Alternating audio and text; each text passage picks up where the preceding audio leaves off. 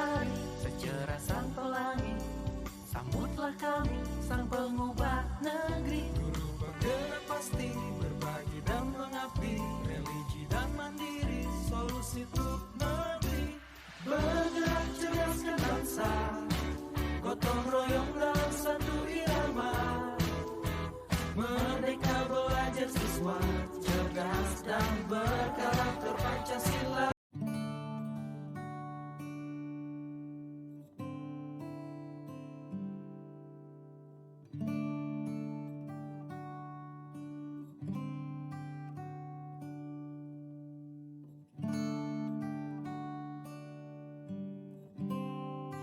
Untuk melatih rasa tanggung jawab kalian, karena selama ini sebenarnya di awal kita sudah buat ya sesuai dengan yang pernah disampaikan pada saat kalian pertama kali masuk.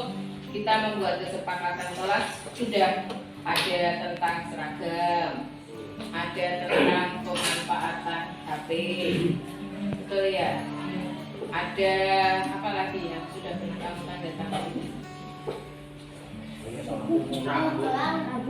Rambut, aksesoris, dan masih banyak lagi. Bisa tuliskan apa yang kalian mau terkait dengan penggunaan handphone.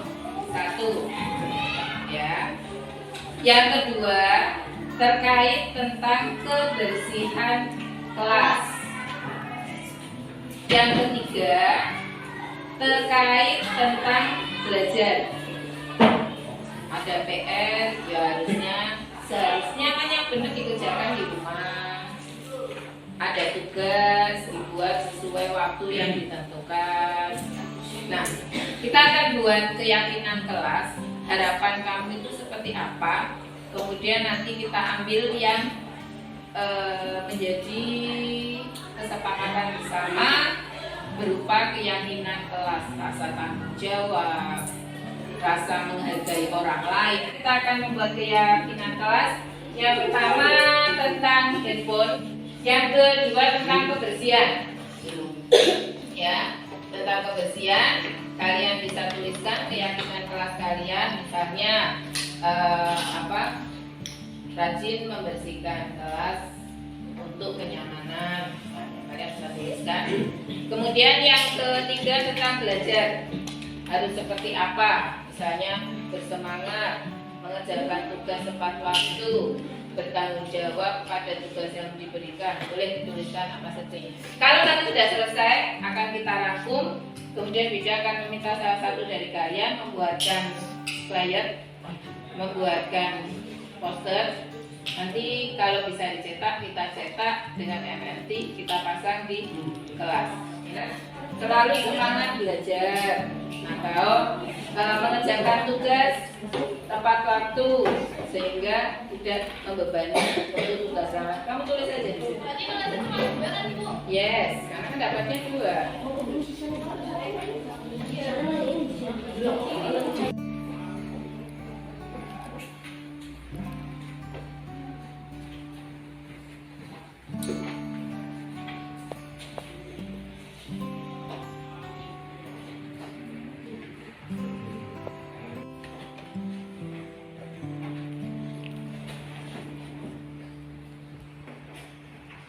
Baik, silakan yang sudah bisa ditempelkan ke depan.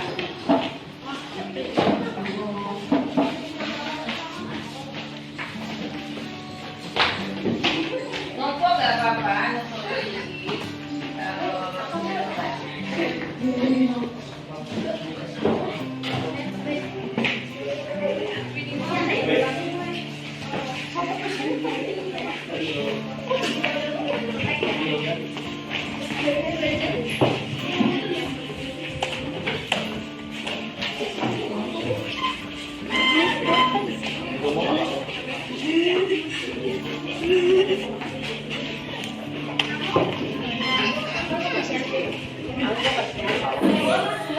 Baik, sudah semua kurang mungkin 1-2, kita bisa langsung ambil kesimpulan ya. Ini yang belajar mengerjakan tugas tepat waktu.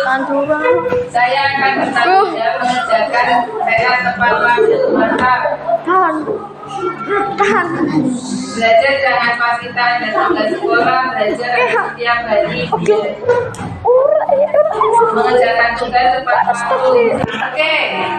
Untuk yang belajar, Bila sangat suka ya ini ya, kamu sudah coba mengekspresikan permasalahan kalian.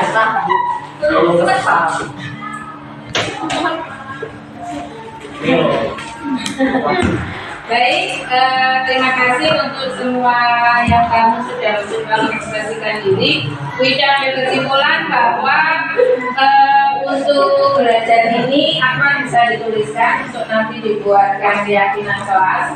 Jadi yang pertama, kalian akan bertanggung jawab untuk bertanggung jawab mengerjakan PR tepat waktu. Berarti ya, jadi itu akan kita jadikan keyakinan kelas. Bertanggung jawab mengerjakan tugas tepat waktu, berlaku untuk semua mata pelajaran. Bertanggung jawab jika ada tugas sekolah, ya, itu menjadi keyakinan. Menggunakan HP saat diperlukan seperti saat pembelajaran, kan bertanggung jawab menggunakan HP tidak akan terjadi keyakinan kelas tidak akan menggunakan HP belajar diperlukan.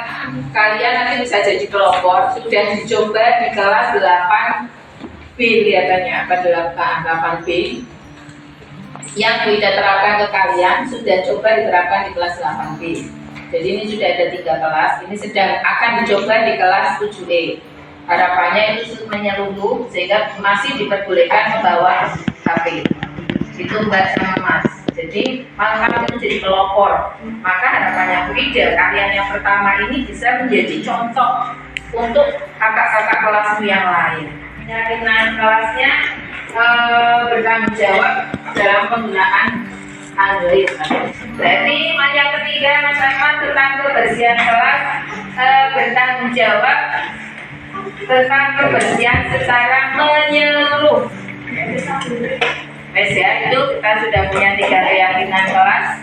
Terima kasih. Wassalamualaikum warahmatullahi wabarakatuh. Semangat.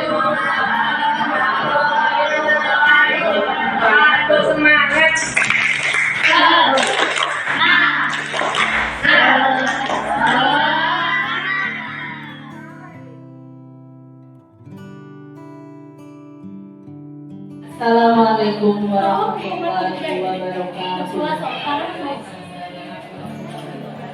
Alhamdulillahirrahmanirrahim.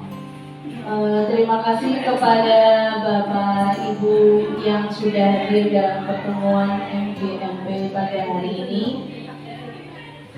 Untuk membuka agenda MGMP hari ini, kita buka dengan membaca basmalah bersama. Bismillahirrahmanirrahim.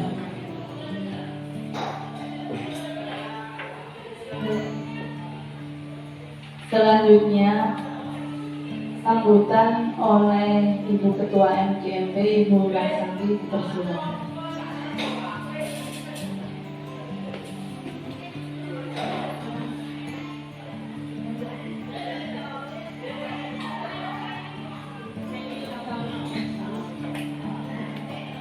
Assalamualaikum warahmatullahi wabarakatuh. Untuk dan dalam kegiatan MGMP Prakarya, pada kegiatan ini kita akan diberi pengetahuan mengenai budaya positif yang ada di sekolah.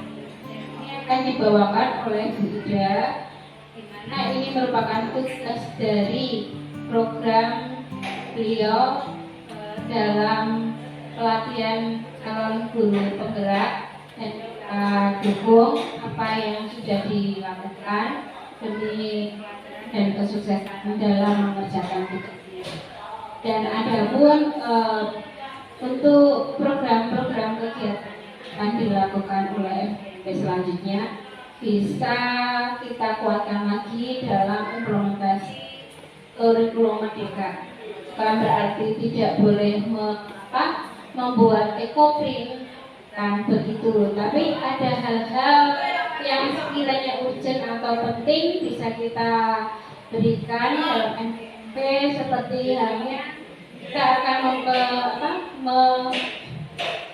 melaksanakan kegiatan penilaian akhir semester. Bisa saja kita buat pembuatan soal-soal untuk bisa bukannya disepakatkan, istilahnya kita dirembetkan ya, oh ini soalnya cocok nih sesuai dengan kondisi sekolah saya. Nah, makanya kita gunakan untuk peningkatan kompetensi kita, di mana kita bisa memberikan pembelajaran yang terbaik bagi peserta didik kita. Itu yang saya bisa sampaikan, dan saya serahkan pada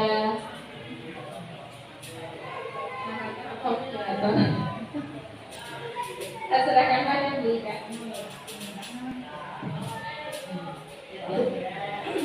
Terima kasih kepada Bu Laksandi yang sudah menyampaikan sambutan dari OMGMP. Agenda selanjutnya yaitu materi inti tentang ya positif di lingkungan sekolah oleh Ibu Ida Solowati. Kepada Ibu Ida Solowati dipersilakan. Assalamualaikum warahmatullahi wabarakatuh.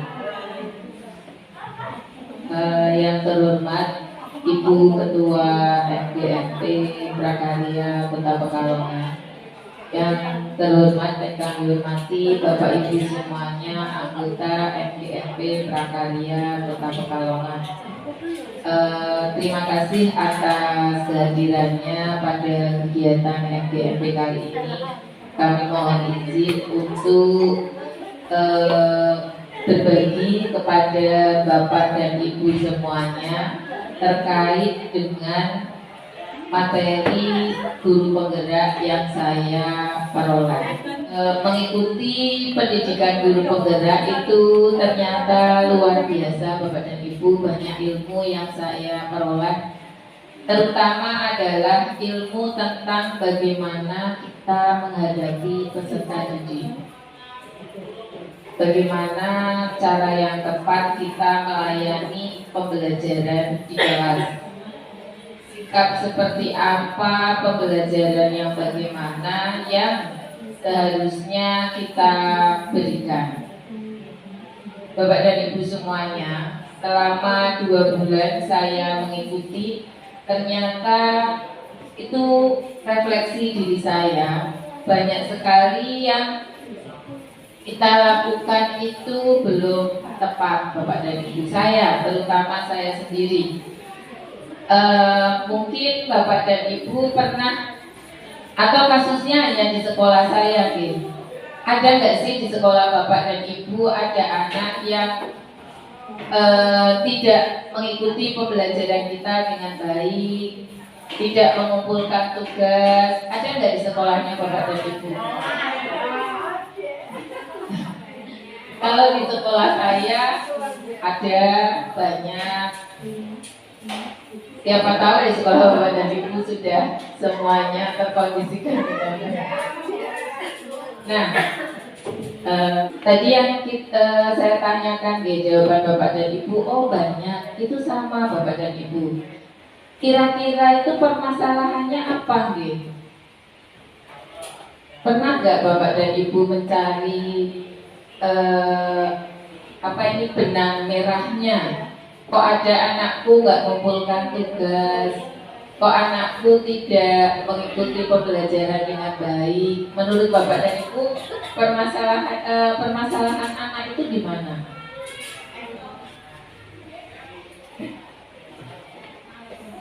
Ribon. Motivasi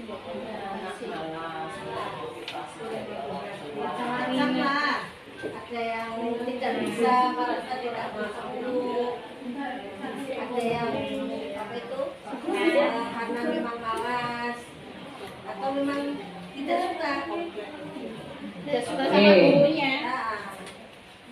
Menurut Bapak dan Ibu, permasalahan tadi yang disampaikan itu kita bisa nggak sih menanganinya, merubahnya dalam arti kita memberikan pelayanan yang lebih sehingga anak-anak yang tadi menurut kita bermasalah itu bisa berubah Bapak dan Ibu.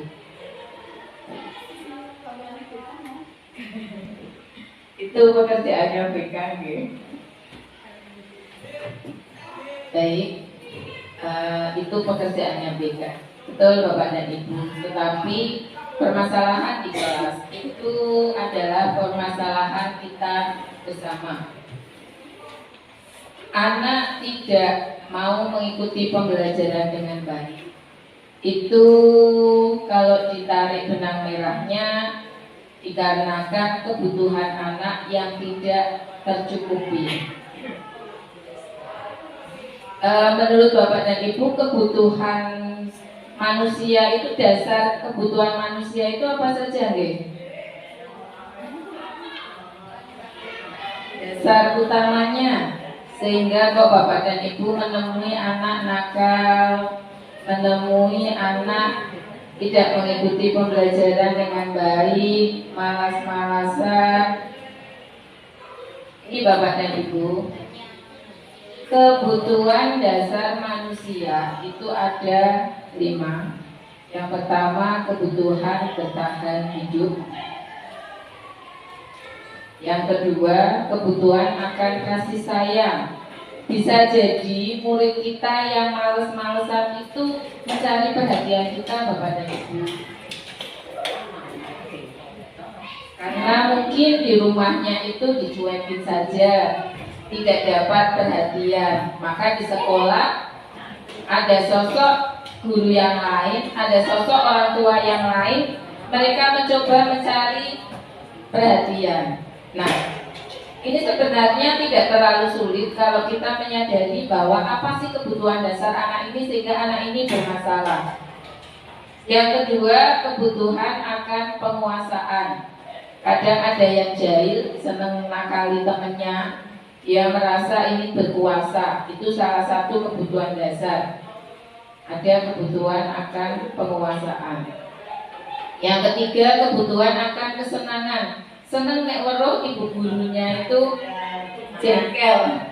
Senang kalau lihat ibu gurunya itu stres. Enggak, ibu itu memang kebutuhan dasar manusia. Mari Bapak dan Ibu, itu salah satu dari kebutuhan dasar manusia. Mungkin Bapak dan Ibu semuanya kalau menyadari diri sendiri, kemudian kadang tindakan saya itu ada yang kurang tepat, bisa jadi karena salah satu kebutuhan dasar kita itu tidak terpenuhi. Yang terakhir, monggo Pak bisa lewat sini. Yang terakhir, kebutuhan akan kebebasan.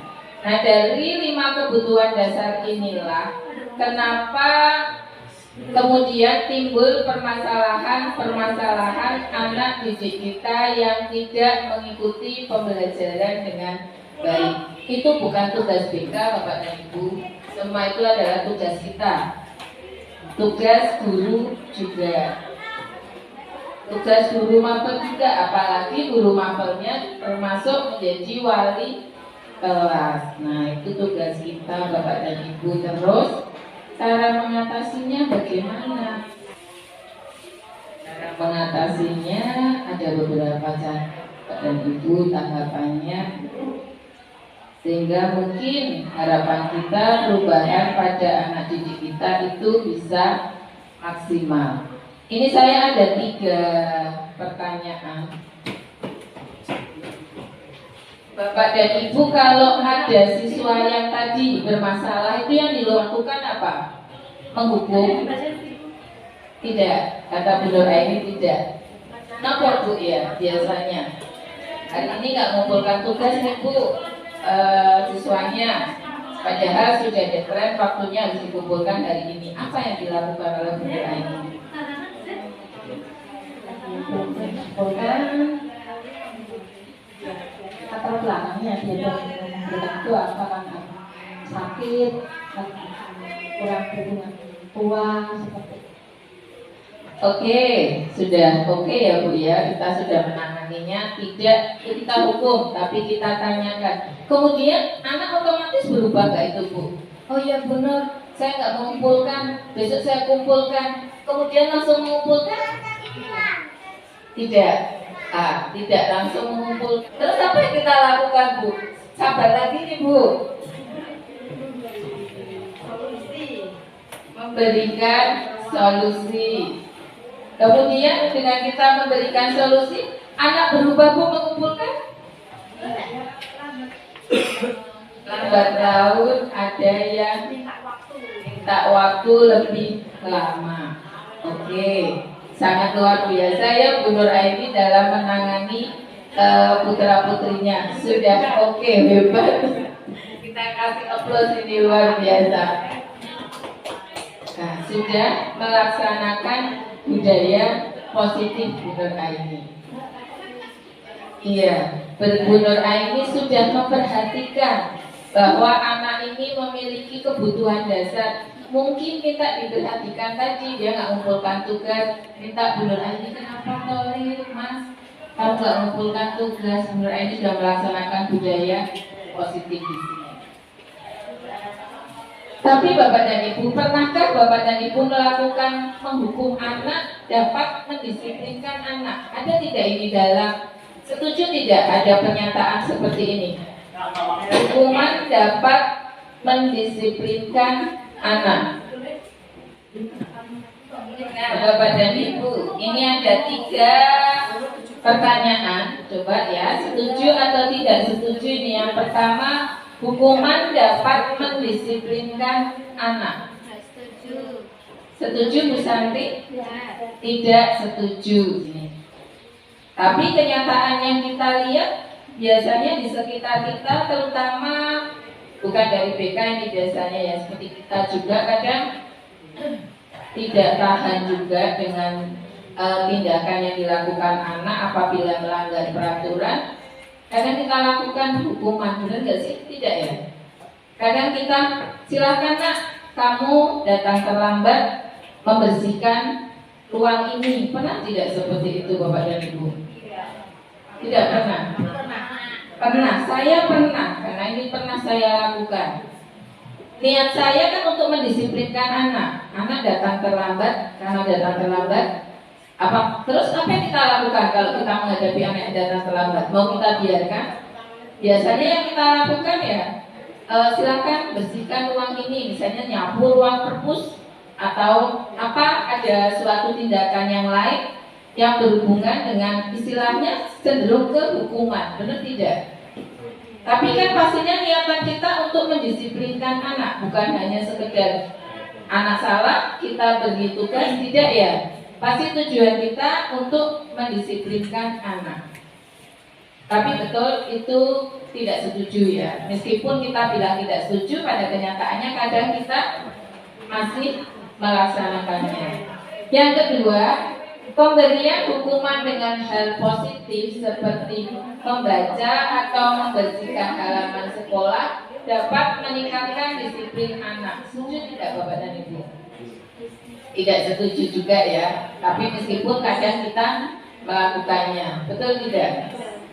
Anak tidak mengerjakan tugas, kadang kita suruh membaca, silakan baca buku halaman sekian. Tujuannya kita salah satunya adalah untuk mendisiplinkan anak. Yang ketiga, memberi penghargaan dapat meningkatkan motivasi belajar anak. Setuju? Setuju Bapak dan Ibu? Yang ketiga ini banyak yang setuju. Tapi betulkah apa yang sudah kita lakukan? Kita ikuti slide berikutnya.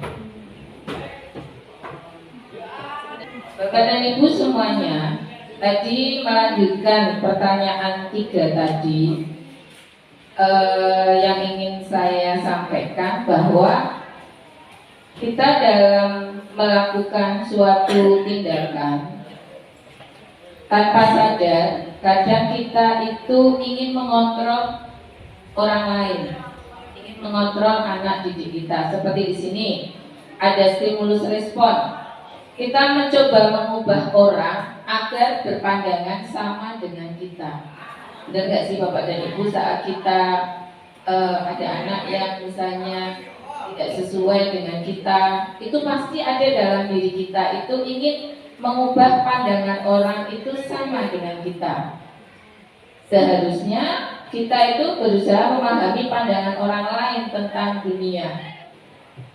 Yang kedua, ini harus memang ada perubahan paradigma ya Bapak dan Ibu. Harapannya itu kita sudah mulai bisa berpikir ada di posisi yang sebelah teori kontrol atau yang sebelah kanan. Perilaku buruk dilihat sebagai suatu kesalahan. Benar nggak kita kadang punya pemikiran seperti itu? Ada orang berperilaku buruk, pasti kita masukkan ke dalam kategori salah, benar tidak? Nah, padahal harapannya kita sudah mulai merubah paradigma pola pikir bahwa semua perilaku itu pasti memiliki tujuan.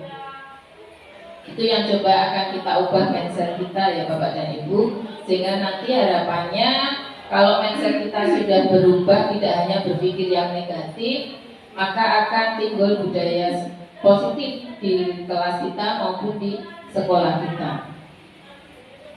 Paradigma yang sebelumnya pastinya orang lain bisa mengontrol saya, ini biasanya anak ini, dan hanya Anda yang bisa mengontrol diri Anda sendiri. Yang keempat, saya bisa mengontrol orang lain. Ini biasanya seorang penguasa ini ya, yang punya kebutuhan dasar sebagai seorang penguasa. Anda tidak bisa mengontrol orang lain. Maka kalau ada orang salah, ya kita tidak bisa ngotot untuk dia mengikuti kita, tapi kita akan memberikan suatu keyakinan bahwa dia itu menyadari secara pribadi yang dilakukan itu kurang tepat. Jadi bukan karena berubah, bukan karena kita yang mengontrol, tapi dia bisa berubah karena kesadaran diri. Yang berikutnya, pemaksaan ada pada saat bujukan gagal. Ya nggak sih Bapak dan Ibu? Kita anak misalnya, kamu begini, tidak berhasil, mesti ada unsur kita paksa. Seperti misalnya pramuka nih, kita membariskan anak yang tidak datang tepat waktu, saya hukum. Yang tidak datang tepat waktu, silakan ini. Ya nggak sih seperti itu biasanya. Itu tadi pemaksaan ada pada saat kita membujuk gagal. Padahal seharusnya kolaborasi dan konsensus menciptakan pilihan-pilihan baru dan sebagainya. Harapannya ada perubahan paradigma dari pola pikir kita, ya Bapak dan Ibu. Tindakan yang kita lakukan itu cenderung kepada bagaimana kita bisa menerapkan nilai-nilai kebajikan universal. Itu apa ya Bapak dan Ibu? Yaitu sifat positif manusia yang merupakan tujuan mulia yang ingin dicapai setiap individu. Nah ini nanti akan dikembangkan. Harapannya dari sifat dasar itulah kita bisa, tidak kita yang merubahnya, tapi ada kesadaran dari setiap individu. Nilai apa saja yang ingin dicapai, yaitu beriman dan bertakwa kepada Tuhan Yang Maha Esa, mandiri, bernalar kritis, kebinekaan global, bergotong royong dan kreatif. Ini semua ada dalam yang kita kenal profil pelajar Pancasila. Jadi harapannya karakter perubahan pada anak yang disadari itu nanti muaranya kepada profil pelajar Pancasila. Nah ini Bapak dan Ibu tadi yang pertanyaan ketiga, motivasi tadi kita memberikan penghargaan tadi, apakah itu memotivasi anak? Kita bisa lihat di sini Bapak dan Ibu. Kita lihat teori motivasinya. Untuk menghindari ketidaknyamanan, di mana kita biasanya memberikan dalam bentuk hukuman, apa yang akan terjadi apabila saya tidak melakukannya? Bisa nggak ini ada di dalam pikiran kita Bapak dan Ibu? Kita tidak memberikan hukuman. Kemudian untuk mendapatkan imbalan dari orang lain, apa yang akan saya dapatkan apabila saya melakukannya? Ini biasa ini ya, kejadiannya seperti ini ya. Yang ketiga, untuk menghargai diri sendiri, saya akan menjadi orang yang seperti apa bila saya melakukannya. Nah ini yang bagus itu yang ketiga Bapak dan Ibu. Harapannya anak didik itu punya rasa untuk bisa menghargai diri sendiri. Jadi dia melakukan suatu kebaikan itu bukan karena dihukum, ada hukuman, bukan karena juga untuk mendapatkan imbalan. Karena ada beberapa mungkin dari kita sukanya, anak-anak nanti kalau begini saya kasih hadiah, ibu kasih reward ya. Itu adalah motivasi dari luar. Apakah itu sudah benar? Mungkin kalau dilakukan sekali, 2 kali tidak masalah. Tetapi kalau dilakukan sering, maka yang ada peserta didik atau murid itu akan bergantung kepada kita, Bapak dan Ibu. Mereka akan berbuat baik, mereka akan berubah apabila kita ada reward yang ingin disiapkan.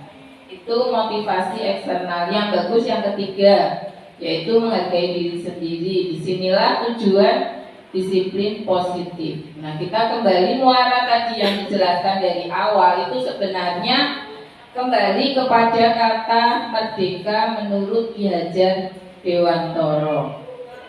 Bahwa merdeka itu tidak hanya lepas dari perintah, akan tetapi dia juga cakap untuk memerintah dirinya sendiri. Jadi berubah menjadi baik.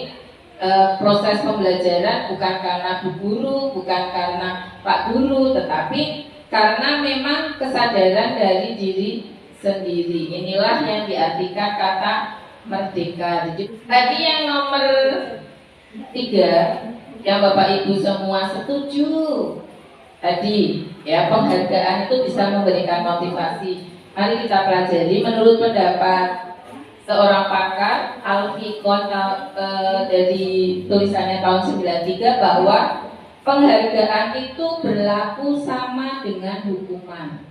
Dari India ya Bapak Ibu.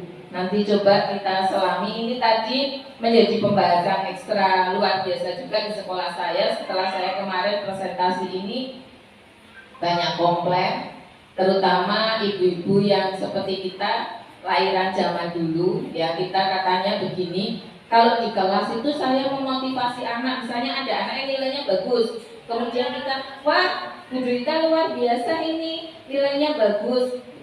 Menurut pendapat Bapak tadi itu tujuan kita kan agar anak yang lain termotivasi. Tapi apakah ini sudah benar? Ternyata menurut teori Alfie Kohn ini kurang tepat. Di sini dia mengatakan bahwa penghargaan itu sama dengan hukuman. Dalam arti meminta atau membujuk seseorang melakukan sesuatu untuk memenuhi suatu tujuan tertentu dari orang yang meminta atau membujuk. Dorongannya eksternal, jadi itu ada dorongan dari luar, bukan dari kesadaran sendiri. Biasanya suatu penghargaan itu pengaruhnya jangka pendek, Bapak dan Ibu, tidak jangka panjang, tidak kemudian dia sadar. Ya, setelah diberi penghargaan dia sadar untuk belajar sendiri, itu tidak. Tapi ya karena kemudian Bapak dan Ibu, permasalahannya apa tadi yang saya sampaikan, bahwa kita mengatakan Bu Juwita hebat, kok katanya Alfie Kohn ini tidak tepat. Bapak dan Ibu pernah berpikir tidak bahwa mungkin ada yang sama hebatnya seperti Bu Juwita, tetapi pada saat dia ulangan, monggo bisa lewat sini Bu, silakan. Mungkin pada saat dia ulangan tidak belajar karena mungkin malamnya ada acara dan sebagainya. Padahal dia merasa seharusnya ini saya bisa. Kadang ada loh Bapak dan Ibu anak yang berpikir demikian. Apa Bapak dan Ibu pernah memikirkan mungkin ada anak yang seperti itu? Maka itu akan menyakiti si anak yang Bapak dan Ibu. Jadi kadang penghargaan yang kita berikan juga menyakiti orang lain. Nah, rasa sadar kan kadang kita Bapak dan Ibu, yang disarankan oleh Alfie Kohn di sini kita bisa memberikannya secara individu langsung, tapi tidak di forum terbuka.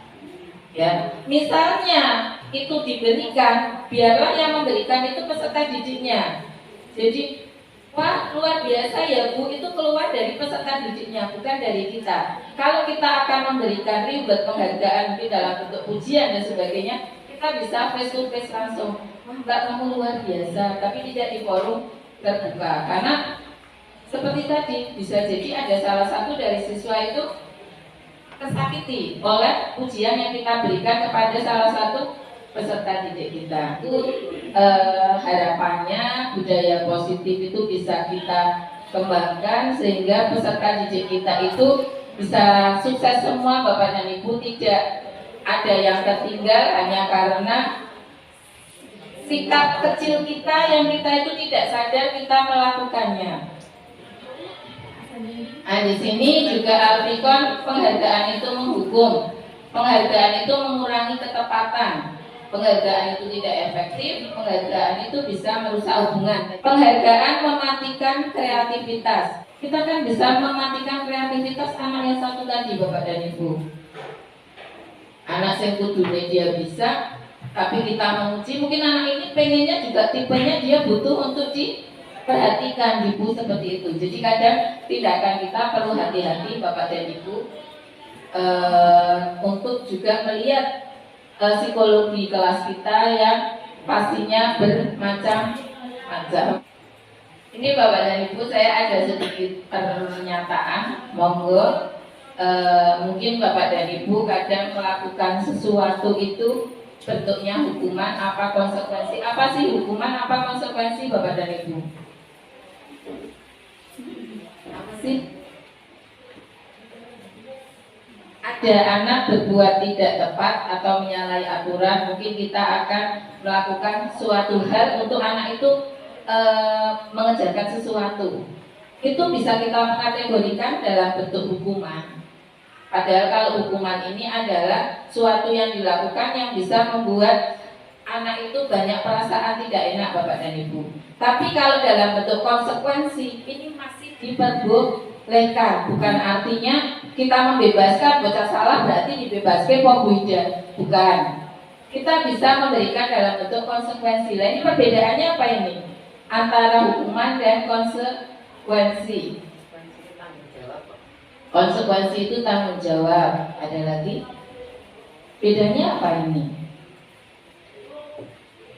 Hukuman itu apa? Konsekuensi itu apa? Biasanya kalau hukuman itu Bapak dan Ibu akan melakukannya setelah anak berbuat salah itu langsung.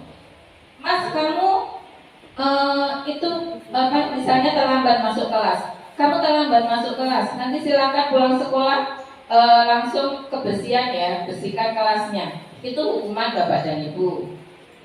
Tapi kalau konsekuensi, misalnya pelajaran prakarya atau pelajaran olahraga SMP. Nah, contohnya olahraga pelajaran olahraga. Pada saat di lapangan, anak yang lain sudah pemanasan, sudah selesai, dia datang telat 10 menit. Kemudian datang Bapak gurunya, Mas silakan keliling lapangan 2 kali. Ini bisa kita masukkan dalam konsekuensi, Pak. Bedanya di mana? Kalau yang pertama anak terlambat sama Bu Ida disuruh nanti pulang sekolah bersihkan ya kelasmu. Yang satu pelajaran PJOK, dia datang terlambat 10 menit, temannya sudah selesai pemanasan, sama Pak Guru diberikan silakan lari 2 kali keliling lapangan. Itu bukan termasuk dalam hukuman. Bisa kita namakan konsekuensi. Perbedaannya? Oke, betul. Bisa jadi itu dinamakan konsekuensi bila sebelumnya kita itu sudah melakukan adanya kesepakatan Bapak dan Ibu. Jadi kita lakukan kesepakatan kelas terlebih dahulu. Maka Bapak dan Ibu misalnya belum melakukannya, bisa dilakukan ini nanti setelah kembali dari sini. Coba buatlah kesepakatan kelas tentang pelajaran materi kita. Prakarya. Kalau ikut prakarya itu harus bagaimana? Mengumpulkan tugasnya bagaimana? Dibicarakan bersama murid. Misalnya nanti murid usul, Bu, kalau yang tidak mengumpulkan tugas tepat waktu berarti diberikan konsekuensi nilainya kurang 10 misalnya begitu. Tapi itu hasil kesepakatan bersama, akan lebih mudah Bapak dan Ibu, akan lebih mudah. Kan saja, coba bukumu dibuka kembali. Kemarin kita sudah buat kesepakatan kelas bagian mana yang kamu langgar? Oh ya Bu, saya kalau tidak mengumpulkan tugas maka saya harus nilainya dikurangi atau harus apa. Itu sudah menjadi kesepakatan kelas, maka bisa kita sebut dengan konsekuensi. Tapi misalnya tanpa kesepakatan kelas, contoh saya yang tadi itu, perbedaannya di mana Bapak dan Ibu? Boleh kok tanpa kesepakatan kelas itu bisa kita sebut konsekuensi, bukan masuk dalam kategori hukuman. Perbedaannya di mana? Perbedaannya karena pelajaran olahraga ini lari biasa atau Bapak dan Ibu, betul enggak? Apalagi mau olahraga ada pemanasan lari itu biasa, maka kan tidak menyakiti anak secara mendalam. Beda kalau kita, nak kamu terlambat nanti siang kamu kebersihan, itu beda dengan yang lari 2 kali. Oke, kita lanjutkan. Yang pertama, Bapak dan Ibu bisa baca, kita jawab bersama-sama. Mencatat 100 kali di dalam buku kalimat saya tidak akan terlambat lagi. Ini maksudnya hukuman apa konsekuensi Bapak dan Ibu? Hukuman ya. Apa biasanya antara hukuman dan konsekuensi itu kalau hukuman itu tidak ada apa ya Bapak dan Ibu ya? Tidak ada kontribusinya langsung. Tidak ada kontribusinya langsung, tidak ada hubungannya langsung. Bocah terlambat kok penulis saya tidak akan terlambat lagi selama 100 kali. Oke, betul. Yang kedua, lari mengelilingi lapangan basket 2 kali karena terlambat hadir di sekolah. Ini hukuman apa konsekuensi Bapak dan Ibu? Iya, maksudnya hukuman. Tidak ada hubungannya terlambat dengan disuruh lari. Murid diminta push up 15 kali karena tidak menggunakan masker di sekolah. Jelas hukuman. Push up karo masker apa hubungannya? Masker itu untuk menjaga kesehatan. Menggantikan kertas tugas teman yang dicoret-coret. Jadi anak kertas tugasnya dicoret-coret, disuruh menggantikan kertasnya. Ini masuk hukuman apa konsekuensi Bapak dan Ibu? Iya, betul ya, konsekuensi. Karena dia mencoret maka dia harus mengganti, karena ada kerugian yang disebabkan oleh tindakannya. Membersihkan tumpahan air di meja tulis karena tersenggol pada saat belajar. Hukuman apa konsekuensi Bapak dan Ibu? Konsekuensi karena memang ya harus dibersihkan karena dia yang menyinggol pada saat menyinggol air tumpahan air. Jadi apa ya, ada manfaatnya. Kalau konsekuensi itu ada manfaatnya, beda dengan hukuman. Murid disuruh mengenakan sepatu seharian di sekolah karena tidak mengenakan sepatu hitam. Hukumannya Bapak dan Ibu. Tadi lari mengelilingi lapangan basket karena terlambat 10 menit, kita masukkan konsekuensi. Ini tadi jawabannya betul, hukuman. Hukuman itu akan cenderung membuat rasa identitas gagal pada peserta didik kita Bapak dan Ibu. Ini harus kita sadari, karena tidak mudah ternyata menjadi seorang guru yang bisa memahami murid secara universal. Murid kita satu kelas 32, pastinya dengan latar belakang yang berbeda-beda, memiliki kodrat alam dan kodrat zamannya sendiri yang jelasnya tidak sama dengan pada zaman kita. Hati-hati Bapak dan Ibu, mungkin tindakan kita yang sedikit ternyata menyakiti anak sampai anak tersebut lulus. Ya Bapak dan Ibu, nah itu tadi hukuman itu cenderung akan membuat identitas gagal pada murid. Sesuatu yang menyakitkan, tidak nyaman di dalam jangka mungkin bisa jangka panjang yang dirasakan murid. Ya, murid bisa menjadi korban, mendapatkan rasa ketidakadilan. Murid atau anak akan merasa tersakiti dan sebagainya. Beda kalau kita memberikan dalam bentuk konsekuensi atau restitusi. Setelah Bapak dan Ibu tadi kita belajar konsekuensi, konsekuensi ini bisa kita lakukan dengan melakukan kesepakatan kelas. Kesepakatan kelas ini penting Bapak dan Ibu, sehingga untuk pembelajaran anak menuju kepada rasa tanggung jawab. Saya di kelas, di sekolah itu boleh bawa HP. Tapi semua guru itu pada protes kepada ibu, protes semua. Karena ternyata kelas yang bawa HP itu anak tidak konsentrasi belajar. Mesti bapak ibu lebu kelas kamu sih nge-game. Nge-game ini kan dipedot rasanya sangat tidak nyaman sekali sih bapak dan ibu. Mesti melu pelajarannya kita itu dia tidak akan konsentrasi. Betul enggak? Nah itu bapak ibu guru semuanya protes. Nah kelas saya kita buat kesepakatan kelas. Ini disepakati bersama mereka yang mengusulkan bahwa kalau menggunakan HP masuk SMP 13 dari jam 7 sampai pulang sekolah, ketahuan menggunakan HP akan disita oleh tim. Jadi kelas itu ada 2 orang yang kita pilih untuk mengambil HP mereka, kemudian akan disimpan sampai 1 tahun. Itu sudah disepakati satu kelas. Alhamdulillah di kelas itu tidak menggunakan HP di luar jam kecuali mau digunakan untuk pembelajaran. Misalnya Bu Ida masuk, silakan anak-anak HP-nya dikeluarkan karena kita akan menggunakannya untuk pembelajaran. Bu Ida akan share misalnya file ke grup kelas, itu baru dikeluarkan. Kalau sudah masuk, ya memang Bapak dan Ibu tidak langsung kesadarannya sadar 1-2 masih ada yang nakal. Tapi tim itu saling mengingatkan, diminta langsung dibawa ke saya. Bu ini dapat 3. Alhamdulillah kelas ini sedikit tertib dan diikuti salah satunya oleh kelas teman saya. Ya Bu diikuti. Tetap tapi Bapak dan Ibu selalu dalam pemantauan. Anak itu tidak bisa terus dimana seperti itu selesai beres. Tidak, kita ada pemantauan, kita ada refleksi setiap 1 minggu sekali, tetap kita ingatkan seperti itu. Dan alhamdulillah 2 kelas ini sudah cukup tertib. Nah, ini harapannya bisa kita sosialisasikan untuk kelas-kelas yang lain. Bapak dan Ibu, tadi kita bicara kesepakatan kelas, hasil akhirnya itu harapannya adalah keyakinan kelas.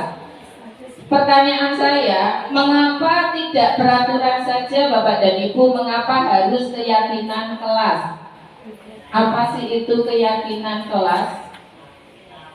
Ada satu contoh ini, mengapa kita memiliki peraturan harus menggunakan helm bila mengendarai kendaraan roda 2? Ada peraturannya ya Bapak dan Ibu. Sudahkah seluruh masyarakat Indonesia melaksanakannya? Adakah dari kita yang kadang melanggarnya? Saya pun pasti, apalagi mau ke RT 1 mau ke RT 2, masa saya mau pakai helm?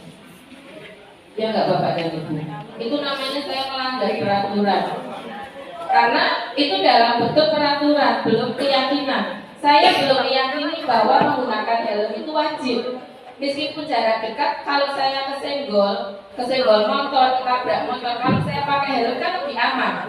Cuma dari dalam diri saya sendiri belum meyakini bahwa menggunakan helm itu suatu hal yang untuk menjaga diri saya. Ya tidak Bapak dan Ibu. Sudah adakah keyakinan di diri kita bahwa wajib pakai helm? Kalau di dalam diri kita sudah ada keyakinan, saya memastikan Bapak Ibu keluar tuh ya ambil helm, pakai. Karena kita sudah meyakini, itulah perbedaannya kenapa bukan peraturan tetapi keyakinan kelas. Tapi bagaimana, mungkin pertanyaannya, bagaimana Bu Ida untuk menjadikan itu peraturan berubah menjadi keyakinan pada diri anak-anak? Itu proses Bapak dan Ibu. Pastinya proses, tidak bisa sekali langsung bisa berubah. Nah ini perbedaan antara kesepakatan kelas dengan keyakinan kelas. Kalau kesepakatan kelas yang sebelah berwarna ya, datang tepat waktu mengucapkan salam. Ini masih kesepakatan kelas Bapak dan Ibu. Jadi Bapak dan Ibu di kelas itu bisa bersama anak melakukan kesepakatan. Kalau datang tepat waktu harus mengucapkan salam. Nanti kalau tidak mungkin ada konsekuensinya, bisa dibicarakan bersama anak. Kemudian menjaga kebersihan, berdoa sebelum dan sesudah kegiatan, aktif dalam pembelajaran. Ini masih dalam bentuk kesepakatan kelas. Yang dinamakan keyakinan itu yang sebelah kanan Bapak dan Ibu. Saling menyayangi, itu keyakinan. Kalau di dalam diri guru dan murid itu sudah ada rasa saling menyayangi, maka pastinya tidak akan ada tindakan yang melanggar peraturan pada rasa saling menyayangi ini. Misalnya memukul temannya, itu menandakan bahwa belum ada keyakinan dalam diri anak itu tentang rasa saling menyayangi. Kemudian semangat belajar. Kalau keyakinan ini sudah ada bahwa belajar itu harus semangat, maka akan mudah. Pastinya kita tidak perlu mengingatkan kepada murid tentang bagaimana dia harus bersemangat dalam belajar. Tapi piye carane? Pelan-pelan Bapak dan Ibu. Pelan-pelan dekati dengan kasih sayang, dekati dengan kasih sayang, sadari tentang kebutuhan dasar anak. Bapak dan Ibu, ini di sebelah kiri ada peraturan. Misalnya peraturannya selalu kembalikan buku ke tempatnya. Keyakinan kelas yang bisa kita buat seperti apa Bapak dan Ibu? Keyakinan kelas untuk bisa disadari anak-anak. Dilarang mengganggu orang lain, hadir 15 menit sebelum pembelajaran, dilarang melakukan kekerasan. Ini sudah ada contohnya, langsung aja kita. Nah ini Bapak dan Ibu keyakinannya. Selalu mengembalikan buku ke tempatnya. Kita bisa tanamkan keyakinan dari rasa tanggung jawab. Kemudian dilarang mengganggu. Keyakinan kelasnya itu menghormati orang lain. Bapak dan Ibu semuanya, dari tadi yang panjang lebar tentang hukuman, penghargaan, kemudian konsekuensi, pastinya tujuan utamanya adalah untuk mewujudkan murid yang punya identitas sukses Bapak dan Ibu. Anak itu merasa sukses. Jangan sampai tindakan kita yang kecil tadi membuat identitas gagal pada anak. Sebenarnya ada 5 posisi kontrol yang mungkin biasa kita lakukan, yaitu penghukum. Tadi pasti Bapak dan Ibu sudah mulai tidak setuju ya. Sekarang informasi sudah luar biasa. Anak-anak kita sudah tidak seperti zaman kita dahulu. Maka saya yakin sudah tidak ada rasa kita memposisikan diri sebagai penghukum, meskipun terkadang tanpa sadar kita melakukannya. Mungkin disadari atau tidak, sebenarnya Bapak Ibu pernah melakukannya, seperti menghardik, masih enggak ini? Menunjuk-nunjuk, menyindir ini kadang ya di kelas ya, masih ya, menyindir terutama. Mungkin kalau menghardik sudah berkurang karena ini membuat identitas gagal pada diri anak. Kemudian sering berkata seperti ini, kalau kamu tidak melakukannya, awas ya. Kata nggak? Ada masih ya. Memberontak, menyalahkan orang lain, berbohong kaitan dengan dunia. Kemudian posisi kontrol yang kedua itu membuat orang merasa bersalah. Ya nggak Bapak dan Ibu? Misalnya kalau kita lakukan pada anak didik kita dengan bahasa yang halus, kita memposisikan yang ketiga yaitu sebagai teman, tetapi ujung-ujungnya itu hanya membuat anak merasa bersalah. Beda dengan bahasa halus, tetapi ujung-ujungnya hanya ya membuat anak itu semakin down, membuat anak itu semakin jatuh. Posisi yang bisa membuat anak berhasil atau sukses, misalnya kita bisa memposisikan sebagai teman. Ini pun masih kurang tepat Bapak dan Ibu. Kita bisa juga memposisikan sebagai pemantau. Tapi kedua posisi ini hanya akan membuat anak menyadari dari luar apabila kita masih mengingatkan, apabila kita mau menjadi temannya dia secara dekat. Yang betul itu ada pada posisi manajer. Nah, kita jadi manajer nih Bapak dan Ibu. Bagaimana menangani anak yang bermasalah dengan posisi manajer? Yang pertama dengan mengajukan pertanyaan. Yang kedua bisa berkata seperti ini Bapak dan Ibu. Apa yang kita yakini? Nah, Jadi kepada anak itu sudah pada taraf apa sih yang kamu yakini tadi. Tapi sebelumnya kita harus mengajarkan tentang bagaimana anak membuat keyakinan ya Bapak dan Ibu. Nah, betul Bu Juwita, sangat sempurna sekali apabila ada yang seperti itu. Mari Bapak dan Ibu kita berusaha minimal tidak malah membuat anak semakin jatuh, semakin gagal, merasa gagal. Misalnya kita belum bisa posisikan pada posisi manajer, mungkin kita bisa pada posisi teman dulu deh. Mendekati anak dengan seperti teman, nggak apa-apa lah kamu kalau mau bercerita sama Bunda misalnya. Ya didekati dengan kasih sayang seperti kita dengan teman itu nggak apa-apa. Nanti kita berusaha sampai ke posisi manajer.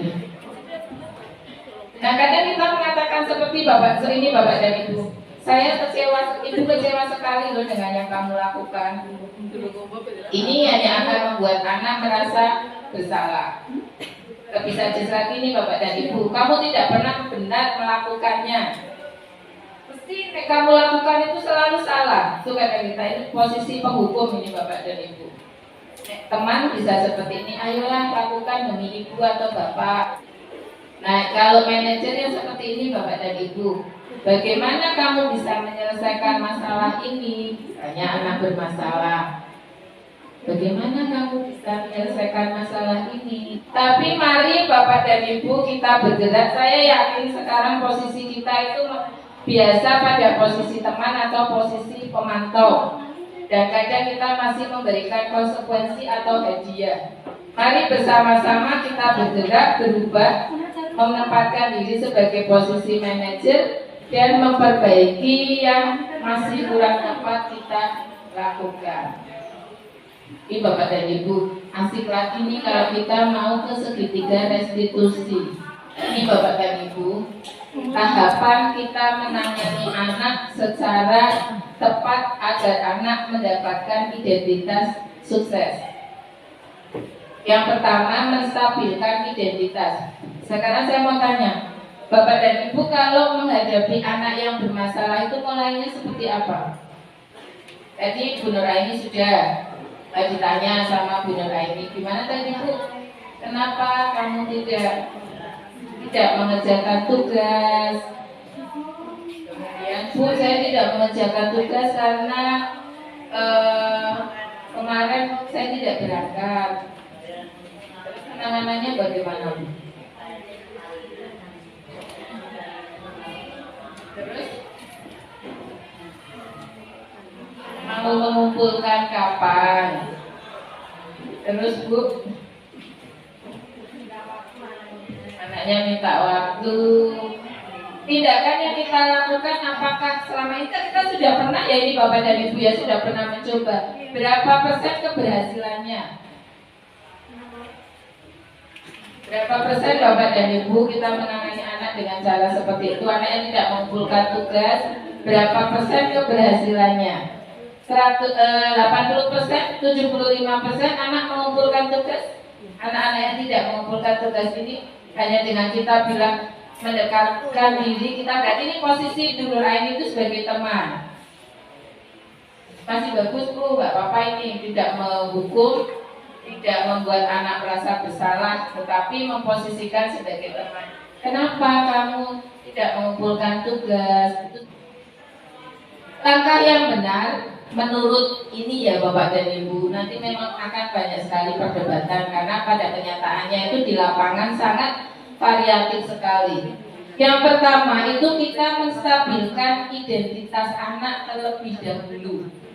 Jadi bila ada suatu hal yang tindakan salah yang dilakukan anak, jangan langsung pada posisi menanyakan kesalahannya, tapi kita stabilkan dulu identitas anak dengan cara misalnya ini Bapak dan Ibu. Bapak dan Ibu bisa bilang, tidak apa-apa kok kamu melakukan kesalahan, tidak apa-apa kok kamu benar tidak mengumpulkan tugas. Tetapi tetap kita betulkan ini. Jadi anak itu tidak ada atau misalnya bisa kita ceritakan pengalaman kita.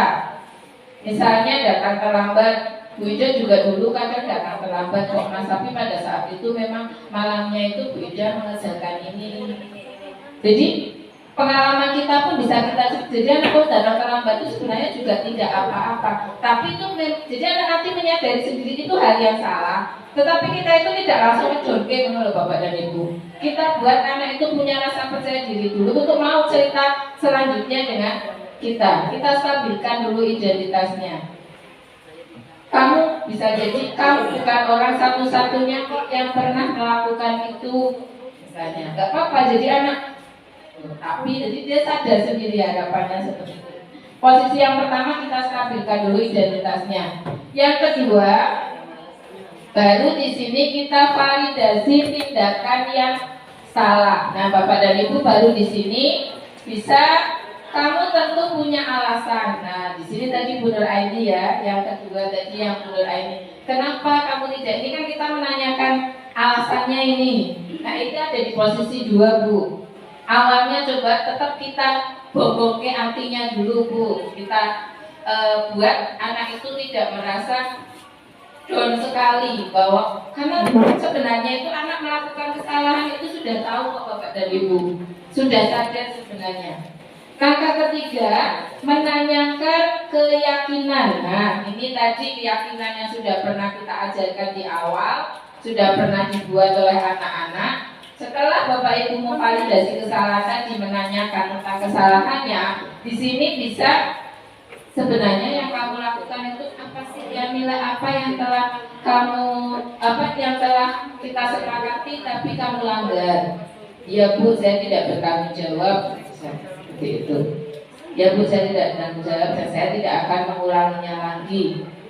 Saya akan segera mengumpulkan tugas. Pasti akan sampai ke tahap ini Bapak dan Ibu. Kalau awalnya tidak kita downkan terlebih dahulu, tapi kalau langsung kita memvalidasi kesalahannya, biasanya langkah selanjutnya itu tidak kesadaran tapi hanya rasa takut, rasa sedih, makanya mengumpulkan tugas. Harapannya itu ada kesadaran sendiri pada diri anak. Nah, seperti ini contoh-contoh menstabilkan identitas. Berbuat salah itu hal yang manusiawi. Tidak ada manusia yang sempurna, ini bisa kok kita katakan dulu di awal. Bapak dan Ibu juga pernah berbuat salah. Kan kita bukan deus, kita juga pernah berbuat salah. Tapi kita bisa menyelesaikan permasalahan itu. Jadi ada penekanan juga di belakangnya. Bapak atau Ibu tidak tertarik untuk mencari tahu siapa yang benar, misalnya ini ada perkelahian atau ada saling tuduh, kita bisa mulai dari perkataan ini. Bapak dan Ibu tidak tertarik untuk mencari tahu siapa yang benar, siapa yang salah, tetapi kita akan menyelesaikan masalahnya. Jadi diawali luar biasa, tapi ya Bapak dan Ibu ya mantap.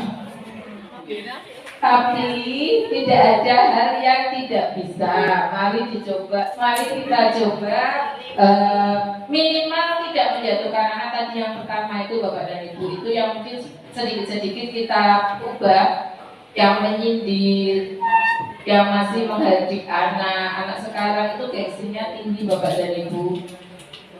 Ya itu mungkin yang pelan-pelan kita akan ubah. Nah, selesai pertanyaan kami dari semua materi itu, maka Bapak dan Ibu akan menjadi among seperti apa untuk murid saya setelah saya mengikuti sesi ini. Terima kasih atas waktunya. Tadi yang disampaikan Bu Ida itu kelihatan manis, itu mungkin ya akan diterapkan ke anak-anak. Iya. Untuk saat ini saya tuh malah melihat kelas 7 di sekolah kami itu memang masih perlu didikan karakter, masih sangat perlu. Mungkin karena lost education tadi ya, karena lama tidak Jadi kami memang pada waktu pembelajaran awal sudah bikin kesepakatan seperti yang tadi Ibu sudah sampaikan. Tapi ya seperti itu, walaupun sudah kami beri kesepakatan, kita sudah sepakat bikin kesepakatan kelas, tapi tetap masih ada pelanggaran-pelanggaran. Nah, kadang secara manusiawi saya orangnya kurang sabar. Jadi ada anak yang ketika anak saya ada yang seenaknya di kelas saya, memang saya suruh keluar Bu.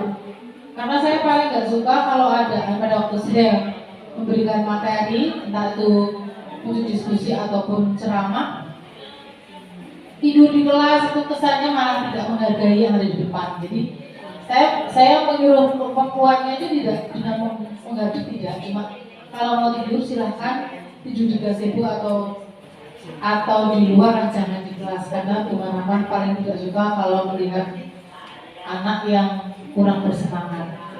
Ada anak-anak yang seperti itu kan keluar cuci muka dan masuk lagi. Tapi ada murid kami satu orang itu memang super. Ketika kita beri seperti itu, malah dia tuh nggak kembali lagi ke kelas, dia malah bersyukur mungkin. Nah, setelah mendapat utilisasi ini, saya sih pinginnya akan berubah pada waktu memberikan hukuman tidak seperti itu, tapi dia masih belajar lagi.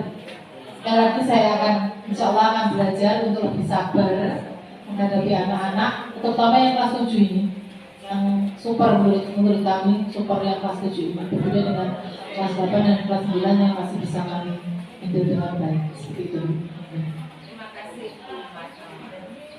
Terima kasih Bu Marhamah. Demikian Bapak dan Ibu, seperti yang disampaikan Bu Marhamah, memang beberapa 2 tahun ini peserta didik kita banyak yang lost learning karena pandemi. Maka dari itu adanya kurikulum merdeka Bapak dan Ibu itu tadi adalah solusi untuk menyelesaikan permasalahan dari pendidikan setelah adanya pandemi, di mana dalam kurikulum merdeka ini tidak mengutamakan pada capaian materi, ya Bapak dan Ibu, tidak harus habis materinya, tetapi pada proses sesuai kebutuhan anak. Sebaiknya juga kita mulai menerapkan pembelajaran berdiferensiasi seperti yang sudah disampaikan Bu Santi sebelumnya, karena memang kebutuhan anak itu berbeda-beda. Harus kita sadari bahwa anak itu memiliki kodrat alam dan kodrat zamannya sendiri. Anak lahir itu dengan latar belakang yang berbeda-beda, maka dari itu kita juga harus menyampaikan, melayani anak dengan pembelajaran yang berbeda pula. Kita coba berusaha tidak selalu klasikal sama. Padha kabeh. Ora peduli ini anak kinestetik, ora peduli ini anak itu hanya bisa paham kalau visual, tidak peduli anak itu bisa pahamnya kalau dari mendengar. Yang penting aku main pulang ceramah. Ya pasti Bapak Ibu ditinggal tidur, ya enggak? Pasti kita ditinggal aras-arasan, karena tadi mungkin itu salah satu dari anak kinestetik, maunya gerak, tidak betah dia suruh duduk. Coba kita fasilitasi saat pembelajaran, Bapak Ibu yang ceramah, mungkin beberapa anak memang suka mendengar dari Bapak Ibu, silakan ceramah. Cuman yang anak kinestetik ini silakan kita fasilitasi, misalnya kita buatkan deskripsinya tadi ditempel di bawah gazebo misalnya. Silakan, atau di pojok-pojok kelas. Biar anak yang seperti itu keluar kursi, menuliskan konsep pembelajaran hari itu dengan dia berjalan-jalan. Itu Bapak dan Ibu mungkin bisa demikian. Jadi kan anaknya nggak akan tidur, tidak bosan. Kita yang masih mau ceramah, karena memang ada anak auditori yang sukanya bisa paham saat kita berbicara, bisa Bapak dan Ibu. Terus itu cara memetakannya bagaimana? BK punya asesmen diagnostik yang ini sedang dikembangkan oleh BK. Itu tentang gaya belajar. Bapak dan Ibu bisa punya data dari sana. Si A itu masuknya gaya belajar auditori, apa visual, atau kinestetik. Jadi nanti dari itu Bapak dan Ibu. Atau misalnya Bapak dan Ibu mengamati dia memang bocah kayak iki kudune tak kayak isi jalan-jalan kayak nek ora ya ngono kuwi turu misalnya seperti itu. Anak itu cenderung visual, dia itu bisa dari pengamatan juga. Demikian Bapak dan Ibu. Jadi memang tugas pendidik ternyata setelah saya belajar di pendidikan guru penggerak ini luar biasa. Karena itu tadi kita harus mengetahui kebutuhan anak itu benar-benar dari dasar kebutuhannya itu apa. Kita harus melayaninya, menyajikan pembelajaran yang berbeda-beda. Kalau memang ingin anaknya ya aktif semua Bapak dan Ibu. Jadi jangan salahkan anaknya, salahkan kita, salahkan saya. Saat mengajar klasikal semua 32 kita ajarkan sama, ngomong seperti ini saja Bapak dan Ibu sekian. Mungkin Bu A sukanya visual, dia suka aja main HP, lihat HP-nya, ngapain dengerin Bu Ida? Saya nggak paham.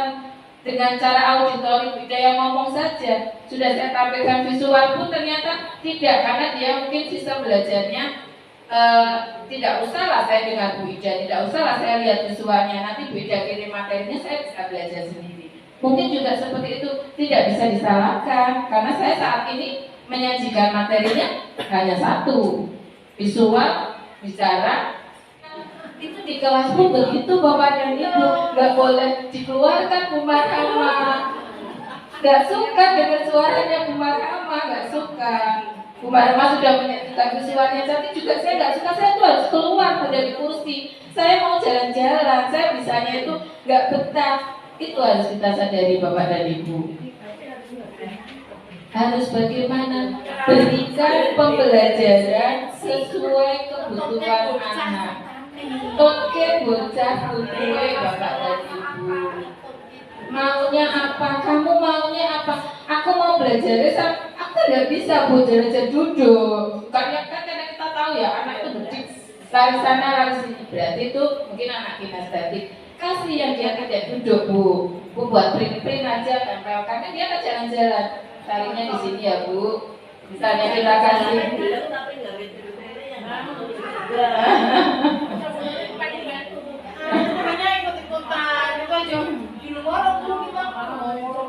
Berarti kinestetik semua, kasih aja keluar semua dengan educate misalnya. Bapak Ibu buat game kayak Bu Santi, barcode anaknya laku kabeh. Berarti anak SMP 12 kinestetik semua, sukanya jalan-jalan sama Bu Santi, difasilitasi main barcode jalan-jalan semua. Suka nggak itu semua muridnya Bu Santi? Ada nggak yang tidak suka suruh jalan-jalan itu? Ya ada sih, karena ada yang nggak pakai HP, jadi ya tidak. Berarti itu kan kendala dasarnya, cuma pada dasarnya kan nggak masalah. Nah, itu solusinya. Bukan itu ya Bu ya. Iya, jadi Kamu barang apa dia yang Ibu? Neng ora iso barcode, ora usah barcode. Saya pernah mau mengajar kelas 7B. Saya punya itu memang mau sisir barcode. Cuma di laptop saya sudah terlanjur masuk kelas. Saya ambil kertas, aku nulis dong. Tempel-tempelnya di mana-mana. Anak jalan-jalan Bu, nggak keren seperti itu saya ada barcode. Tapi kan tetap anak jalan, nggak masalah. Tidak harus yang pakai digital dulu kalau kita memang tidak bisa sampai ke sana. Tapi paling tidak itu kreatif Bapak dan Ibu.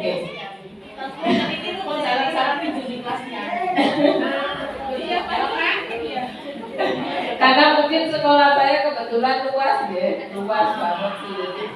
Suruh kalau sistem petualangan itu anak senang sekali. Seperti itu Bapak dan Ibu. terus gimana Bu? Kita misalnya nih, saya udah mau menerapkan pembelajaran diferensiasi tadi. Terus nih anaknya yang harus yang pakai kinestetik, si A si B C ditunjuk gitu. Kita kan sudah tahu nih si A si B si C yang jadi ini yang nama-nama ini keluar gitu. Boleh. Pemetaan bisa dasarnya dari assessment. Berarti Pak Bu Marhama sudah punya data. Berarti kan sudah pernah melakukan pengambilan data. Bisa dari BK misalnya. Bisa langsung kita kategorikan, nggak masalah. Atau misalnya langsung tanya jawab. Ini Ibu ada beberapa media pembelajaran. Silakan siapa yang mau menggunakan ini misalnya. Oh saya juga bisa, nggak masalah. Yang bagus ya kalau kita ada assessment sebelumnya seperti tadi sehingga tepat. Asal assessment itu diambil juga dengan cara yang benar kan bisa tepat. Itu anak kinestetik sudah berkonsumsi atau duduk antem pasti senang sekali difasilitasi yang seperti itu. Bu Mafidah sudah mencoba minggu kemarin. Bu Mafidah sudah melaksanakan pembelajaran diferensiasi dengan konten yang berbeda, visual, kemudian gambar yang ditempel dan poster yang ditempel di pojok-pojok ruangan untuk memfasilitasi gaya belajar peserta didik yang tadi. Cuman masih dalam kelas, masih di kelas. Kalau saya buat game itu ikut Bu Santi, memang jalan-jalan pakai barcode misalnya. Silakan, nggak masalah. Tidak usah jauh-jauh kan, mungkin ya gurunya mengamatinya susah kalau jauh-jauh. Silakan bisa di dalam pojok kelas. Yang masih bisa diamati. Demikian Bapak dan Ibu untuk sesi saya desiminasi tentang budaya positif. Semoga sedikit yang kami sampaikan bisa menggugah hati kita, hati saya juga selaku pengajar pendidik yang memang mendapatkan peserta didik yang jelasnya berbeda-beda. Mari kita sadari bahwa mereka memiliki kebutuhan dasar yang berbeda juga, kemudian juga berasal dari latar belakang yang berbeda-beda. Mari bersama kita mencoba memahami kebutuhan mereka, sehingga anak-anak yang mungkin menurut kita bermasalah itu sebenarnya kenapa sih, kebutuhan dasarnya apa. Insya Allah nanti akan ketemu Bapak dan Ibu solusinya, sehingga mereka semuanya bisa sukses di bawah pembelajaran kita. Apalagi jangan sampai kita membuat malah mereka gagal secara identitas, merasa rendah diri dan sebagainya atas perilaku yang mungkin tanpa kita sadari kita melakukannya. Itu saja, terima kasih. Wassalamualaikum warahmatullahi wabarakatuh. Waalaikumsalam. Terima kasih Bu Ida.